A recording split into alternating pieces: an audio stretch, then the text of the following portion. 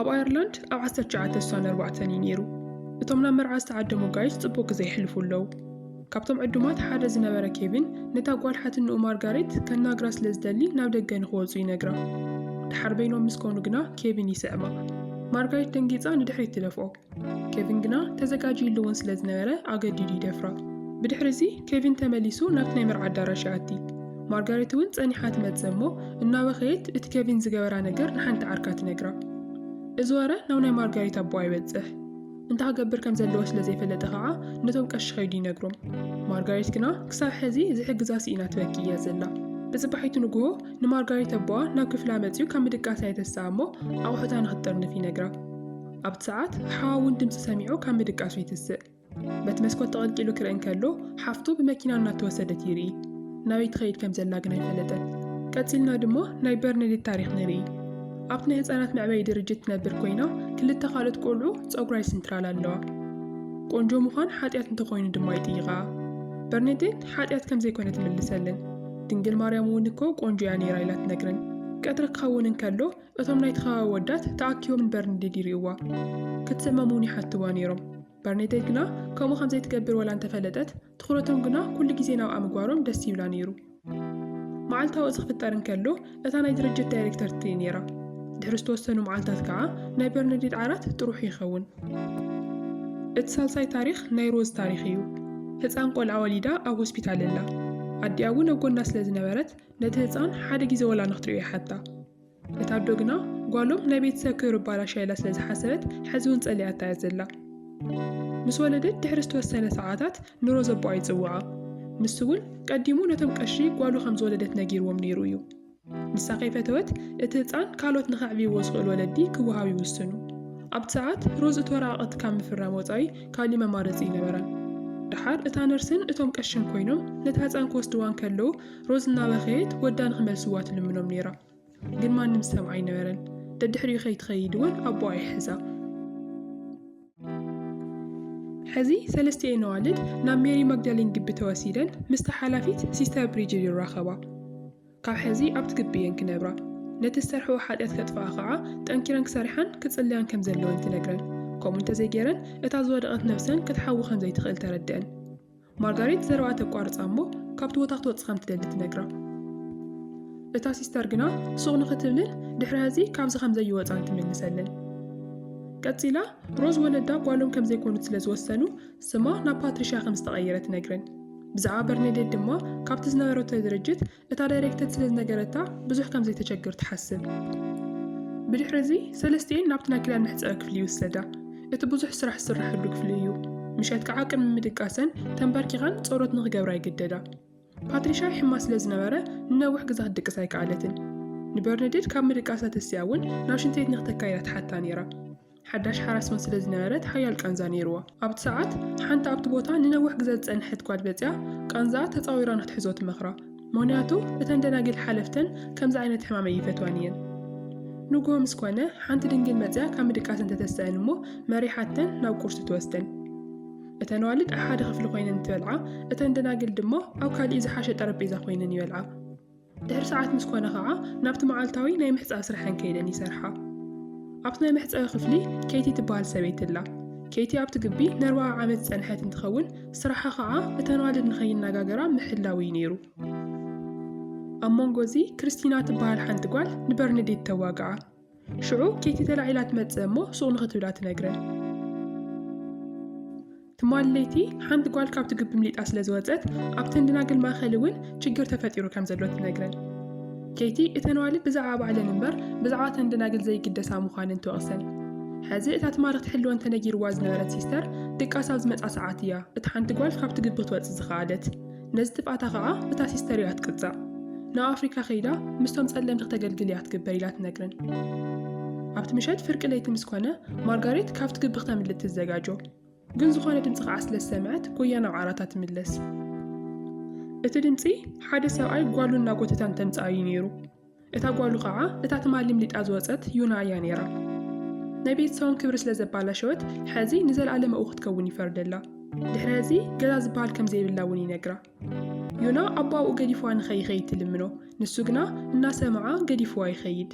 حز مارغاريت ون اتناي مملأ حسابات قليلة تقدفو عمليت أن توصت اكوا تقديد أنا أخت من الاستقلالية سمون شيمس توهال سواي مستحقازيو براندن كوينوم زحز أقداون تحيزوم نابتكبي مزويوم اتنوالد دما اتقداون تحازيو الناس تحان كاللوا باتريشا حاندقوان حارقو الأحيزة أو دقاتري نكريستينا حفتان اتودد دما ودخلت عامت ودانيوم نيرو كريستينا مسودا حد عينت نكسر مسكال نيروميو بوغيراون مسودا برحوت الرائع براندن برناريد مسرايا كاريو خواقع يمكر نساقنا دافيرا حماق قالات تملسلو حزون كنت تسفاقي قوالتها كم سفتواخ نقران كالو روسو حيزاتو عنيرا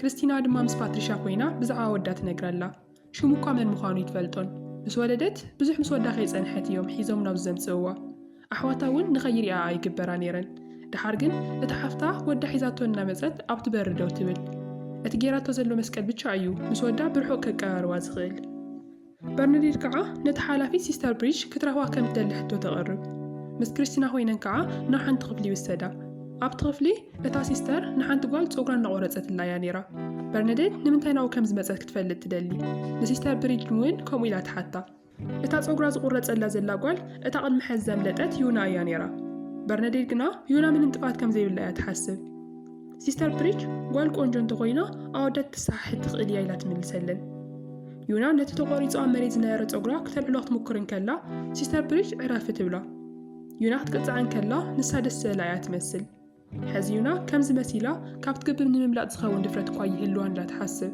مشات مسكونة برناديت نباتريشانا واقعتها كاوزن مملأ إلى كل نجار كم تكبرت نجرا باريتات يكونن كم زعينت هوتون كنا بري يقبلنا نتبلا بصباحيتو برناديت ناب براندن كيدا تسعمو بحاده خوينوم كابت كتما خطف أمو أو كالي عد خيدوم نخمرا عاوت نجرو براندن أما جمرا اتحسها دارقا من ميمسلون نيرو تحرقنا برناديت كم شاقلي عام سرقيتو نسووني عامنا نسوم كابزخ قورن كدلو كيتي تحابي أتريقوم نيرا نسيستا بريجون كل نجا كت نجرا خمس خونة توسن برناديت كنا تدحريات قوي يامو نوع علاقة فارحة تجمر اتمستين تزي عاقبات الله عوي حاديات كم زخونة نقرا شعو كيتي كم عينت حاديات نمسرح تفرح امو صون غتبل توسن فرق ليت مسكونة براندن ناب تقبت حابي وياتي قاتري كونا شي مسجوبا اتقول في سريق واسلا زنبرة نمئتاوي تشكرن برناديت دمو كابت ملك اسخف لاوريدا الناقويت ناب تحت درجات خيد امو داتا جن براندن حساو غيرو اتبار مخفاتي عابيا حدا معلتي حدا حاو كابتن سيسترات أبل سريعو شدش عامتين غسر تفريدو حزي دما نبرناديت كتملت كم زحاجز أنت تفريدو نهيوتو موداتا يخون براندن استرديو كاوري حيقو يخيد اتن سيسترات دما نبرناديت أبتبر مسرخة بقى عوي غزعاتي غزعا جوغراوني غورزالا برناديت كساو دحرنا تغلست يانيرا جنس أوغرات ترفوي كعالتن دحر عم بسيات ملك عام سرايتو كساو تموت أو تقبي خمت نحت ردا أرح حليفهم اتنوالد قنا حزون تخبيت سرحنا سرحا يوعلا كلمة مدقاسن كعا تنبرك خاني تسليا اتن سيسترات قنا اتنوال بسرحو بضح مغسرية وانيرن حدا معلتي اتقبي محت أولاون درماشنات بحاجز يوهاو إذا قاعة نايتنوال سرح كقلل لني سبيع اتن سيسترات قنا نتوال بزرخة أنقوزري كقلل دالني مكرا شاور كوستا كريا أنكالوا كندينا رقت خمس خونا نانقرا يسحقان كريستينا لعلي زغت تصاورس لزي قالت بتعمل تبكي قالوا تنجنا سامعا كم زي سمع يقونا عبد مشت كريستينا كلان حاسيوا أدريقا مسكبرته نوعارات تخيد اتبك سارة زلو معتب سالمة قاعد تدقس بتصبحيتو أو قرص ساعات كريستينا يحمامو تلعي لاقت وتغزبل رأسها زي روات ودق تقرب شو مارغاريت نكريستينا نوعارات توستاي إززاء كريستينا بتعم حامي ماسل زنبرت اتنايك سارة هابل كودق كلوكوا أي تفلت عن نيرو شو برناديت كأدي ماسل زرايتو كابت أرابيزا كأسب بلا العيلان أو جبات كورو مارغاريت نكريستينا نوعارات واسيدا حد شنسولا تمزيلا كريستينا اتنايك سارة معتب كم زوادة غزرايتوون شعو ينيرو دهار مارغاريت كم ترخب اللانة جيراتا الرواقعاتاون نخدك استقابرا مارغاريت كابت كفل مسواتت كريستينا نابقيت اتانسولا حيزا نوشنتو يتخيد حزون نكريستينا حفتان ودان أبتبر خوينم كتصبيوان كلو باتريشا تري جن كريستينا حموا خمس خونخ نقرم سلزي فك أدلا بملكة الناقورت كتردوم تمكر مارغاريت تمليسا ناب كريستينا تمتسن كلا أبتعرات سنة ناشنتو يتنتخيد أو النابخيت ترخوا بتنسولا جيرا عرصة تفلنا مكرت يانيرا ማርጋሪት መሊሳ ናብ ዓራተ ደይባ እቲ ዝጠፍአ ሃብላ ከም ትረኽበላ ቃል ተኣትወላ። ሕዚ ክርስቲና ምስ ተረጋገት ዓርሳ ተጥፍእ ብምሙኳራ ናብ ሲኦል ከይትኣትን እንደገና ትፈርሕ። ምሸት ምስ ኮነ ሕዚ እውን ክርስቲና ኣብ ዓራታ ከም ዘየላ ማርጋሪት ትርኢ። ሕዚ እውን ክትሕናቕ ናብ ሽንት ቤት ኣትያ እያ ነይራ። ማርጋሪት እናጉየት ከይዳ ተወርዳ እሞ ኮፍ ኣቢላ ክተረድኣ ትሙክር። በርናዴት ግና ኣብቲ በሪ ኮይና ዘይረብሕ ተስፋ ምሃብ ምንም ጥቕሚ ከም ዘይብሉ ትነግራ። ካብዚ ወፂኣ ወዳ ክትርኢ ከም ዘይትኽእል ግልፂ ትገብረላ። ድሓር ኩሉ ሰብ ምስ ደቀሰ በርናዴት ናብ ናይ ክርስቲና ዓራት ከይዳ እቲ ናይ ክሳድ ሃብላ ኣብ መተራእሳ ተቐምጠላ ትሙክር። ድሓር ግን ክርስቲና ብድቁሳት ትስሕቕ ምስ ረአየታ ሓሳባ ትቕይር። ብፅባሒቱ እተን ኣዋልድ ተሰሊፈን ንደገ ክወፃን ከለዋ ክርስቲና ምስቶም ቀሺ ኣብ ሓደ ክፍሊ ኮይና ማርጋሪት ትሪኣ። ዩና ድማ ሲስተር ንክትከውን ትውስን። ናይ ተንድና ግን እቲ ዝለዓለ ደረጃ እዩ ነይሩ። ማርጋሪት ናብ ቤተ ክርስቲያን ከይዳ እቶም ቀሺ እናምሃሩ ክትሪኦም እንከላ ምስ ክርስቲና ዝገበርዎ ነገር እናሓሰበት እቲ ዝብልዎ ዝነበሩ ነገር ክትሰምዖም ኣይከኣለትን። ካብ ቤተ ክርስቲያን ምስ ወፃ ከዓ ሓደ ዝግጅት ከኽብራ ተኣኪበን ይወፃ። ኩለን እውን ደስ እናበለን ጽቡቕ ግዜ የሕልፋ። ማርጋሪት እቲ ዝረኣየቶ ነገር ክሳብ ድሓር ይረብሻ ስለ ዝነበረ ናብ ክርስቲና ከይዳ እቶም ቀሺ ናይ እግዚኣብሔር ሰብ ከም ዘይኮኑ ትነግራ። ብድሕሪኡ ከዓ ተኽልታት ትቆርፅ ኢላ ምስ ከደት ዝኾነ ድምፂ ትሰምዕ። ሽዑ ማርጋሪት ብፍጥነት ትሕባእ። ናይታ ሲስተር ድምፂ ስለ ዝነበረ ማርጋሪት ተሓቢኣ ክሳብ ትኸይድ ትፅበያ። ድሓር ተመሊሳ ካብቲ ዝተሓበአቶ ትወፅእ እንከላ እቲ ማዕፆ ተኸፊቱ ትሪኦ። ሕዚ ናይ ምምላጥ ሙሉእ ዕድል ኣለዋ። ማርጋሪት ግና እቲ ዕድል ኣይተጠቐመትሉን። ካብኡ ወፂያ እውን ዝቕበላ ሰብ ከም ዘየለ ምስ ፈለጠት ተመሊሳ ናብ ውሽጢ ተኣቲ። ኣብ ድራር ሰዓት ኩለን ክጽልያ እንከለዋ ክርስቲና ንማርጋሪት ሓደ ነገር ቃል ተእትዋ። ማርጋሪት ግና እቲ ቃል ዝኣተወቶ ነገር ከም ተኽብሮ እውን ርግፀኛ ኣይነበረትን። ድሓር እውን ቀዲማተን ናብቲ መደቀሲ ክፍለን ትመጽእ እሞ ናይ ኩለን ዓራት ኣገላቢጣ ትፍትሾ። እቲ ናይ ክርስቲና ናይ ክሳድ ሃብል እውን ኣብ ናይ በርናዴት ዓራት ትረኽቦ። ማርጋሪት ተናዲዳ ንበርናዴት ተወቕዓ።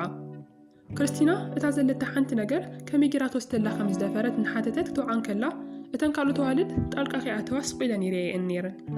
ምሸት ምስ ኮነ ፓትሪሻ ንበርናዴት ንምንታይ ትሃብል ከም ዝሰረቐቶ ትሓታ። ናይ በርናዴት መልሲ ክርስቲና ክንዲ ትዝግባእ ስለ ዘይተሳቀየት እዩ ይብል ነይሩ። ካብ መጀመርያ ናብቲ ግቢ ዝኣተዋሉ ምክንያት እውን ንኽሳቀያ እዩ ኢላ ትሓስብ።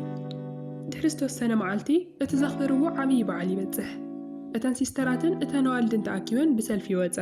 ግን ድማ ብጋርድታት ተሓልየን እየን ዝኸዳ ነይረን። ሽዑ እቲ ፕሮግራም ተጀሚሩ እቶም ቀሺ ትምህርቲ እናምሃሩ እንከለዉ ሰውነቶም ብጣዕሚ ይሓኽኾም። ኣብ ቅድሚ ኩሉ ህዝቢ እውን ክዳኖም መውፅኦም ሰውነቶም ይሓኩ። እተን ኣዋልድ እውን ሰሓቐን ምቁፅፃር ዓብይወን ይስሕቕዎም። ኣብቲ ሰዓት ክርስቲና እውን ተመሃሳሊ ምልክት ተርኢ። ሰውነታ ሙሉእ ክሓኻ እንከሎ ምስቶም ቀሺ ዝነበራ ርክብ ዘጋልፅ እዩ ዝመስል። ሽዑ ዓዊላ እቶም ቀሺ ናይ ኣምላኽ ሰብ ከም ዘይኮኑ ንኹሎም ትነግሮም።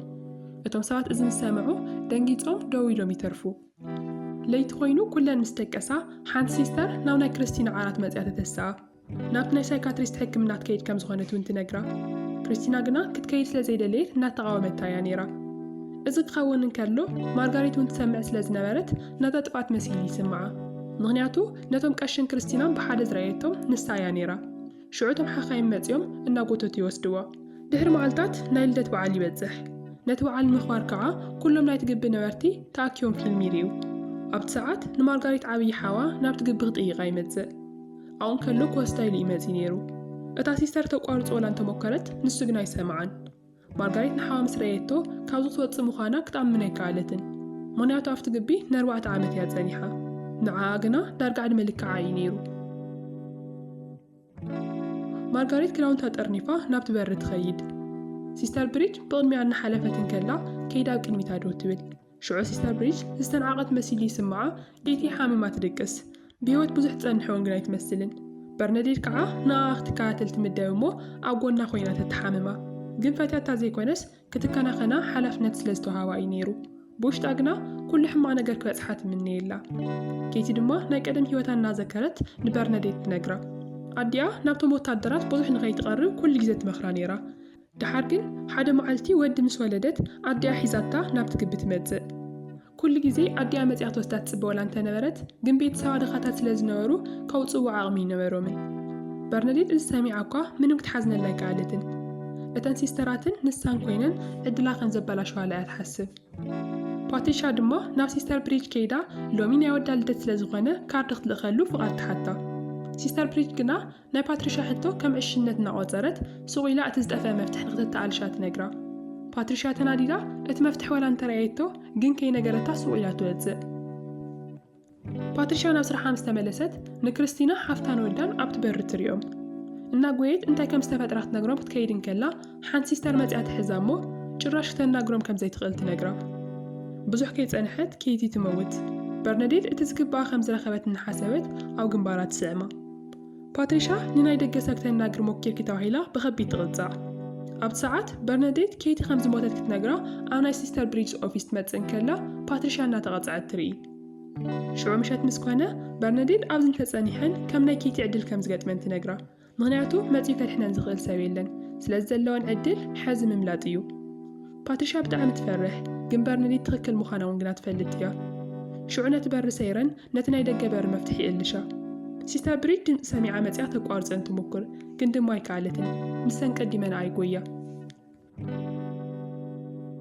እተን ሲስተራት ከዓ ተኣኪበን ደድሕሪአን ይጎያ ሽዑ በርናዴት ዓብዪ ቕሓል ዒላ ተፋርሐን እሞ እተን ሲስተራት ኣብ ሓደ ክፍላትየን ይሕብኣ በርናዴትን ፓትሪሻን ካብቲ ግቢ ወፅን እናጎያ ናብ ከተማ ይኣትዋ ኣብኡ እውን ንሓንቲ ዝረኸብኣ ቅድሚ ሕዚ ዘይፈልጣ ጓል ንኽትሕግዘን ይሓትኣ እሞ እሺላ ናብ ገዝኣ ተእትወን ናዋርሕ ሙሉእ ምስኣና ነበራ ዝኽደንኦ ክዳን ምግብን መንበርን ትህበን ድሕሪ ኣዋርሕ ግና ሮዝ ናብ ኢንግላንድ ትከይድ ስለ ዝኾነት ተሰናቢተንኣ ካብቲ ገዛ ይወፃ ሕዚ ሓድሽ ህይወት እዩ ዝፅበየን ዘሎ ምስ ሮዝ ክነብራን ከለዋ በርናዴት ናይ ፀጉሪ ኣሰራርሓ ተማሂራ ነይራ እያ ዝሕልዋ ሲስተራት ከም ዘየለዋ ትፈልጥን ከላ ንባዕላ ምዃን ከም ዘየኣብያ ትርዳእ ሽዑ ፓትሪሻን በርናዴትን እውን ንዘለዓለም ይፈላለያ ድሕሪ ዓመታት በርናዴት ኣብ መንገዲ እናኸደትን ከላ ዝናብ ክዘንብ ይጅምር ክዳና ውፅያ ከዓ ርሳ ሸፊናቶን ከላ ምስተን ሲስተራት ትረአ ምንም ቃል ወላ ተዘይውፅአት እቲ ክትናገረን ዝደለየት ግና ኣብ ገፃ ይረአ ነይሩ እዚ ቅድሚ 60 ዓመት ዝተፈጠረ ሓቀኛ ታሪክ እዩ